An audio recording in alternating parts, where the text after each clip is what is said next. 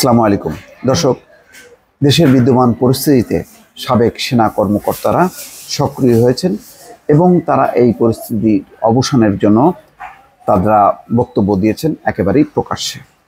তাদেরকে কোট করে কালবেলাতে 3টি রিপোর্ট আছে আর যেন রক্তপাত না হয়। একজন বলছেন, এক সাবেক মেজর জেনারেল ব্রিগেডিয়ার সাখোয়াত অনুরোধ করেছেন। সাবেক একজন সেনা প্রধান ইকবাল করিম ভূঁইয়া বলছেন, চোখের সামনে মাতৃভূমিকে ধ্বংস হতে দিতে পারি না। আমরা একটু দেখি প্রথমেই কি বলছেন ইকবাল করিম ভূঁইয়া। চোখের সামনে মাতৃভূমিকে ধ্বংস হতে দিতে পারি না বলে মন্তব্য করেছেন সাবেক সেনা প্রধান ইকবাল করিম ভূঁইয়া। তিনি বিজিবি ও সেনাবাহিনীকে ব্যারাকে ফিরে যাওয়ার নির্দেশ দিতে সরকারের প্রতি আহ্বানও জানিয়েছেন। অর্থাৎ এই সমস্ত ঘটনার দায় দায়িত্বের সঙ্গে যাতে সেনাবাহিনীকে যুক্ত করা না হয়। রোববার দুপুরে ছাত্র জনতার আন্দোলন ঘিরে দেশের বিদ্যমান অবস্থার সংকট নিরসনে করণীয় প্রসঙ্গে এক সংবাদ সম্মেলনে এই দাবি জানান তিনি।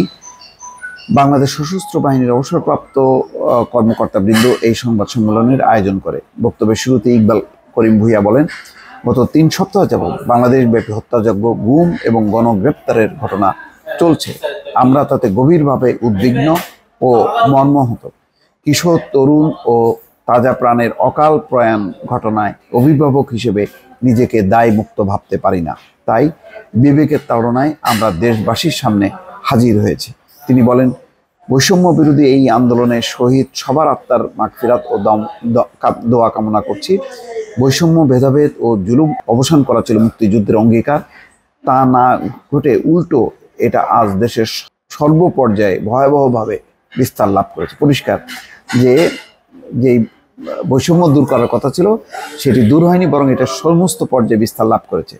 সমাজের নিচের স্তরে পড়ে থাকা সংখ্যাগরিষ্ঠ মানুষের সহ্যের সীমা বাইরে চলে গেছে। আমাদের অর্থনৈতিক অবস্থা এবং এর ব্যবস্থাপনা খুবই নাজুক, যার প্রতিকার ঘটাতে জনগণ আজ আত্মোৎসর্গ করতে পিছপা হচ্ছে না। এমন কষ্টকর পরিস্থিতির ভিতরে দেশবাসীকে ঠেলে দেওয়ার জন্য যারা দায়ী, বিচারের মাধ্যমে তাদের সাজা নিশ্চিত করে পুরো ব্যবস্থার মধ্যে স্বচ্ছতা, ন্যায্যতা ও বিশ্বাসযোগ্যতা প্রতিষ্ঠা করা না গেলে সমাজে শান্তি, শৃঙ্খলা ও আস্থা ফিরিয়ে আনা যাবে না। তারপরে তিনি বলেছেন যে বহু মানুষ অঙ্গহানি হয়েছে, প্রাণহানি ঘটেছে এবং এটি অপূরণীয় ক্ষতি বলে তিনি বলছেন। ব্রিগেডিয়ার সাখোয়াত সবাই মোটামুটি পরিচিত। তিনি অনুরোধ করব সেনাবাহিনীতে যারা আছেন তারা প্রথমে চিন্তা করবেন তারা বাংলাদেশি আন্দোলনরতরা।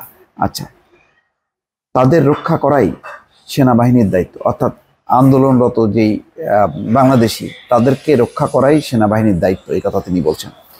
কোনো ব্যক্তিগত স্বার্থের মধ্যে যাবেন না। রোববার দুপুরে এই সংবাদ সম্মেলনে তিনি এই কথা বলছেন। বক্তব্যের শুরুতে তিনি বলেন, এই পরিস্থিতিতে আজকে আমি আসলে কথা বলতে পারছি না। কত শিক্ষার্থী শহীদ হয়েছে তা আমরা জানি না।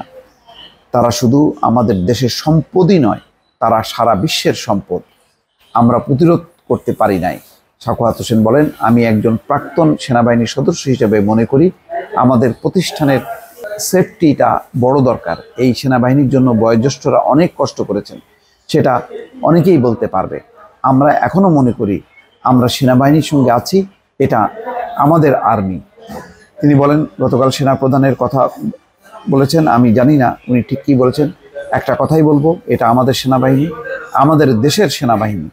তারা সব বাংলাদেশি। তারা যাদের জন্য গেছেন তারাও বাংলাদেশি। তারা আপনাদের সন্তান। তারা উত্তেজিত হয়ে আসছে, ছোট জিনিস থেকে অনেক বড় হয়ে গেছে, বিশাল একটা রাজনৈতিক সমস্যা হয়ে গেছে। সেদিকে আমি যাচ্ছি না। আমি শুধু এইটুকুই বলবো, অনুরোধ করব, সেনাবাহিনীতে আছেন যারা, তারা প্রথমে চিন্তা করবেন তারা বাংলাদেশি, তাদের রক্ষা করাই সেনাবাহিনীর দায়িত্ব। কোনো ব্যক্তিগত স্বার্থের মধ্যে যাবেন না। এই সেনাবাহিনী অন্য সেনাবাহিনীর মতো নয়। এই সেনাবাহিনী তৈরি হয়েছে মুক্তিযুদ্ধের রক্তের মধ্য দিয়ে। খুবই আবেগপূর্ণ কথা দর্শক, তিনি বলছেন। আর যেন রক্তপাত না হয়। অবসরপ্রাপ্ত মেজর জেনারেল মোহাম্মদ আজিজুর রহমান বলেছেন, দেশের বর্তমান যে পরিস্থিতি তাতে সবার চিন্তা করা উচিত যাতে আর কোনো রক্তপাত না হয়। তিনি বলছেন, বর্তমানে এই পরিস্থিতি আমি কোনোভাবেই মেনে নিতে পারছি না। দেশে আন্দোলন হয়েছে, 2-1 জনের মৃত্যু হয়েছে, কিন্তু আমাদের দেশে আন্দোলন যে এই পর্যায়ে পৌঁছাবে এটা আমি কখনো ভাবিনি। আমাদের দেশের সরকার যেটা আছে একটা মুক্তিযুদ্ধ পরবর্তী সরকার, এবং তাদের সবকিছু মুক্তিযুদ্ধের সঙ্গে জড়িত। দেশে যে ঘটনা ঘটে গেল এবং যেই পরিস্থিতি চলমান আছে, সরকার এখন সবকিছু মেনে নিতে চাচ্ছে। এটা যদি আগে করত তাহলে এই পরিস্থিতির উদ্ভব হতো না। এখন ওরা যা বলছে সরকার তাই মেনে নিচ্ছে, কিন্তু প্রথম আমরা কি করলাম, তাদের সঙ্গে কি ব্যবহার করলাম, কেমন করে আমাদের লোকদের উস্কে দিলাম। তিনি বলছেন, আমি যখন টেলিভিশন দেখি তখন ছাত্রদের বলা হয় দুষ্কৃতিকারী। টেলিভিশনে একজনের চেহারাও আমি দুষ্কৃতিকারী দেখিনি। যারা কতগুলো স্থাপনা পুড়িয়েছে, এগুলো পুড়িয়ে দেওয়া হয়েছে, পুড়িয়ে দিতে সাহায্য করেছে। কেপিআই স্থাপনাগুলো বিশেষ নিরাপত্তায় রাখা হয়, কিন্তু আপনারা যদি ওই সময়কার ভিডিও ফুটেজগুলো দেখেন, দেখবেন কোনো নিরাপত্তা ছিল না। তাহলে কি মনে করার সুযোগ আছে যা করছে তা করতে থাকুক? গুলি কেন তখন হয়নি? পরবর্তীতে আমাদের যে মূল্যবান প্রাণ চলে গেল, এগুলো তো আর ফিরে পাবো না। এখন যেন আল্লাহর অবস্থায় আমরা এই জায়গাতে থামি। দর্শক অর্থাৎ আকুল আবেদন জানাচ্ছে, এবং সরকারের দিকেই তাদের কিন্তু মানে তীর, অর্থাৎ সরকার যেন এই ব্যাপারে কার্যকর ব্যবস্থা নেয়, অর্থাৎ ছাত্রদের দাবি মেনে নিয়ে যাতে এই পরিস্থিতির অবসান ঘটায়। এই কারণে সিনিয়র 3 জন সামরিক কর্মকর্তা সরকারের প্রতি এই আহ্বান জানালেন। দর্শক ভালো থাকবেন, আল্লাহ হাফেজ।